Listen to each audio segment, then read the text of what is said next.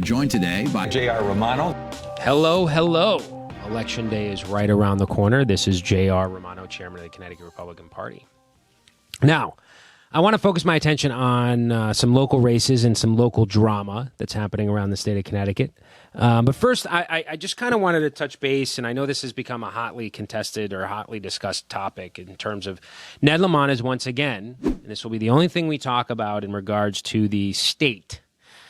But Ned Lamont, once again, is asking us to consider tolls.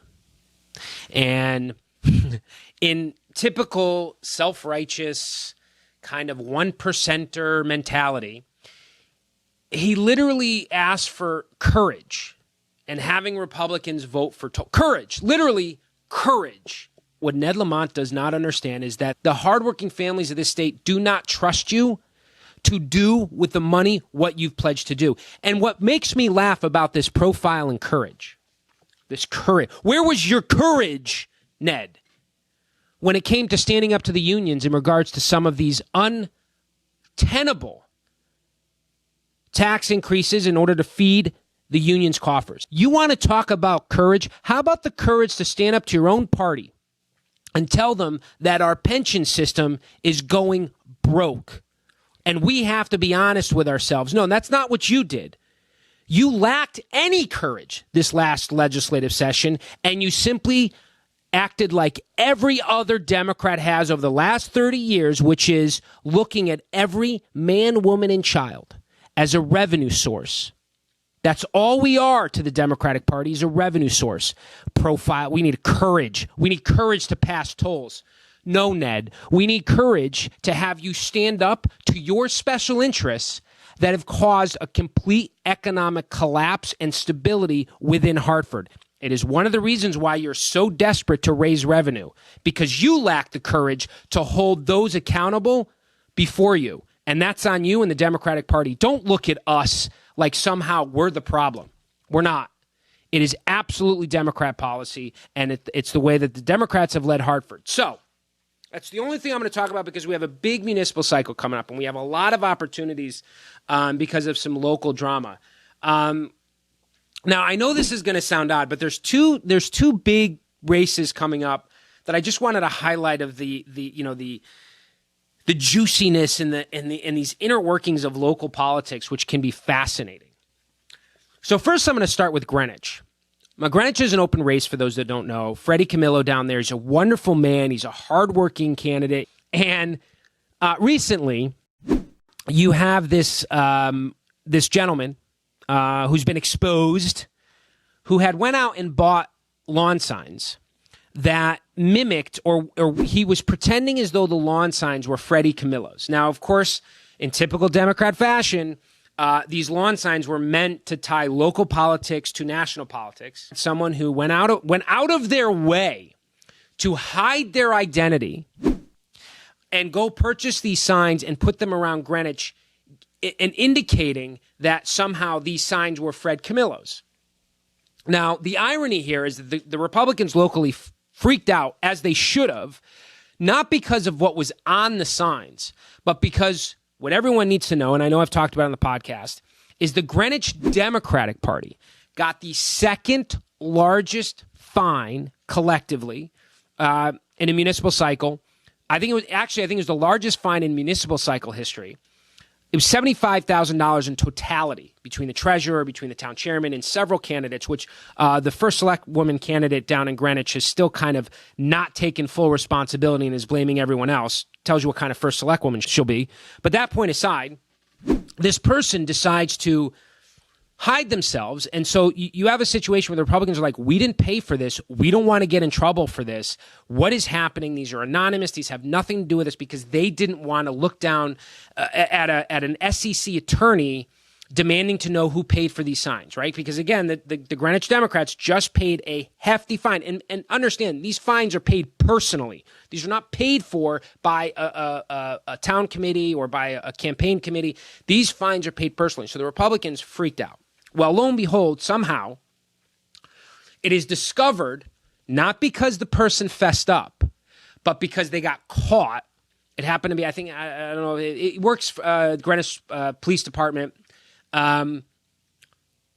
And I don't even know the word for this, but this gentleman had the audacity, once caught, and by the way, won't tell anyone who put the signs out. He just paid for them. He won't tell anyone who he gave them to in his conspiracy to pretend to be part of Fred Camillo's campaign.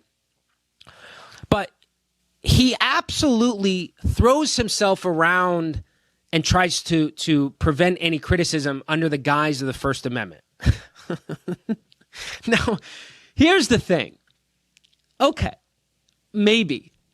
But the problem is that if you were so proud of the First Amendment, why didn't you own the fact in the beginning that you were the one that did this to prove a point? It only wasn't until you were discovered did you come forward and say, yeah, it was me, First Amendment, no one should be mad at me, I was trying to prove you were trying to be deceptive, you were trying to be misleading, and you were trying once again to bring in national politics and national political culture into local races, because that's all Democrats have to offer right now. They can't talk about any success they've had in the state of Connecticut. They can't talk about anything that they're proud about locally. And so all that they're doing is trying to be more divisive. They're trying to continually to label and attack. And here's a prime example. When he gets caught, instead of saying, you know what, I shouldn't have done it, I'm sorry. No, he throws himself around and wraps himself in the First Amendment blanket only because he was caught. And the other thing is he paid for a website. It wasn't just the launch. I mean, this is, and the fact that he thinks that somehow the First Amendment, I mean, and look, I'm a big defender of the First Amendment.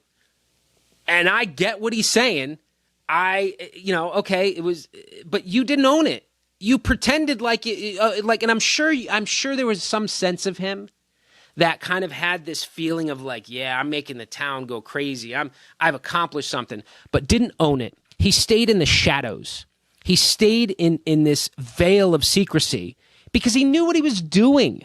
And that is what is the saddest part about this whole story, is that once caught, similar to their first selectman candidate down in Greenwich, kind of won't take personal responsibility for the fact that she got fined and was a part of this conspiracy that the Democratic town chairman in Greenwich has said she knew what we were doing, she was well aware, and yet she's denying all that. I mean, it's crazy down there.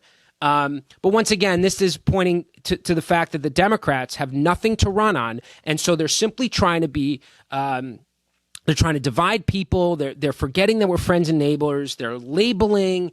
And it's wrong. This is not what local politics is about, right? All politics is local. It's about friends and neighbors and making our communities better, which is why voting, this upcoming election is very important. I encourage anyone listening, go out there and vote. But let me get to the second story, Middletown, Connecticut. Middletown, Connecticut, you have this candidate, I think Ben Florsheim. He's literally running advertising that is saying, in a local mayoral race, by the way, that is saying next year, I think it's like, we'll get Trump and McConnell out. This year, we'll take Middletown. Does he think the people of Middletown are I think he thinks the people of Middletown are stupid. First of all, Mitch McConnell isn't our senator, number one. And number two, are you kidding me? You have nothing to say, maybe because it's the fact that you just recently moved to Middletown and you don't have many relationships or connections to the city, and you simply think that this is a stepping stone to whatever future ambition you may have.